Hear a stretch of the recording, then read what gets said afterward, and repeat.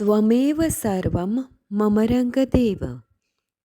દત્ત ભાગવતનું બિરુદ પામેલ શ્રી રંગ અવધૂત શ્રી વિરચિત શ્રી ગુરુલીલામૃત ગ્રંથ આવાગમનના ફેરામાંથી મુક્ત કરાવે છે. જાણે બ્રહ્મરસાસ્વાદે ભર્યો નર્યો ગ્રંથ સાધ્યંત. આ વરદ અને ઔપાસનિક ગ્રંથને રંગબાળ શ્રી જગદીશાનંદજીએ સરળ અને સંક્ષિપ્ત ગદ્ય લેખન રૂપે વર્ષના દરેક દિવસ માટે 1 પેજ તેમ 364 પેજમાં આ શ્રીરંગ બ્રહ્મરસાસ્વાદનું સર્વને રસપાન કરાવ્યું છે. તે ક્રમમાં દરરોજ શ્રવણ કરીએ. દત્તબાવનીના ગાન પછી આ 1 પેજનું પઠન કરવું શ્રેયસ્કર છે. સપ્તાહ 15 ગુરુવાર. અલગજી કહે, હે નિરંજન, આ જન્મ મરણના આવાગમનના ફેરામાં જેનો નિશ્ચય પાકો હોય, જે તે ઈચ્છાશક્તિને પ્રાપ્ત કરવા દ્રઢ મનોબળ હોય, પોતાના ઈષ્ટદેવ ગુરુ પર પૂર્ણ વિશ્વાસ ભરોસો હોય, તે શું પ્રાપ્ત નથી કરી શકતો? એટલે કે તે બધું જ પ્રાપ્ત કરી શકે છે, અશક્યને પણ શક્ય કરી શકે છે. પણ તેના માટે જોઈએ ગુરુકૃપા અને પોતાની શ્રદ્ધા અડગ વિશ્વાસથી પ્રાપ્ત થયેલું આત્મબળ. દેવોના ગુરુ બૃહસ્પતિએ શુક્રાચાર્ય પાસે મોકલતા પહેલાં જ પોતાના કર્મનિષ્ઠ સંતાનને પહેલેથી જ કહ્યું હતું કે, દીકરા જોજે હો, આ અસુરો પાસેથી આપણે આપણા સુરોનો ઉદ્ધાર કરવા, સુરોના સ્વર્ગલોકનું રક્ષણ કરવા આ અતિ દુર્લભ અને તારા માટે અતિ કષ્ટદાયક કસોટી છે.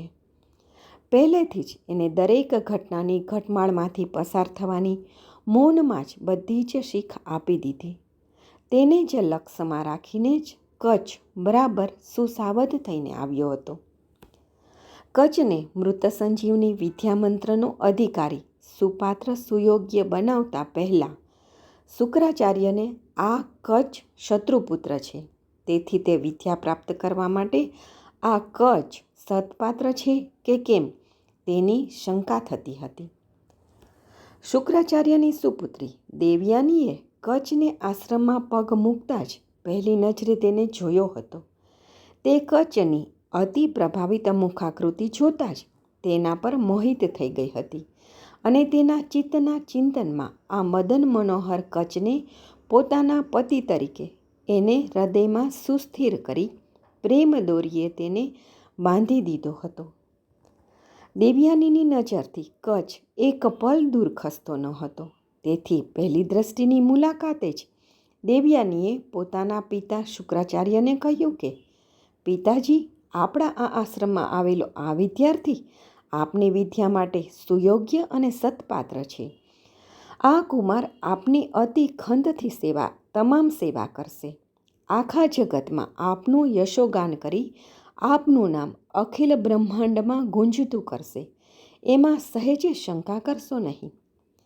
શુક્રાચાર્યને આ એકની એક દીકરી હતી. તેના પર તેને અતિ પ્રેમ હતો. આ પુત્રી પ્રેમની લાગણીને વશ થઈને કચ્છને પોતાના સત્પાત્ર વિદ્યાર્થી તરીકે આશ્રમની સેવામાં સ્વીકાર્યો. શુક્રાચાર્યે કચ્છને આશ્રમમાં નિત સેવા કરવાના બધા જ સૂચનથી તેને માહિતગાર કર્યો. જોયું, સમજાય છે? પહેલાંના આશ્રમવાસી ગુરુઓ શિષ્યો પાસે કેવી કઠિન સેવા કરાવતા.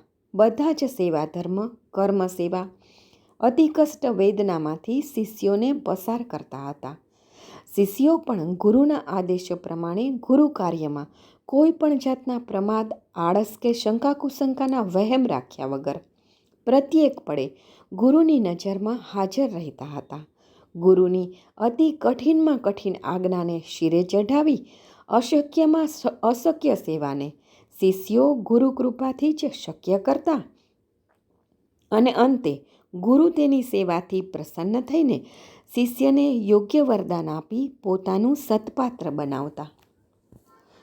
છોડી ગોથન વનમહી જાવું નિત્ય સુજાણ, કરી તૃપ્ત ચરાવીને સાંજે પાછો માન. શ્રી ગુરુલીલામૃત અધ્યાય 50 દોહરો 29. અવધૂત ચિંતન શ્રી ગુરુદેવ દત્ત.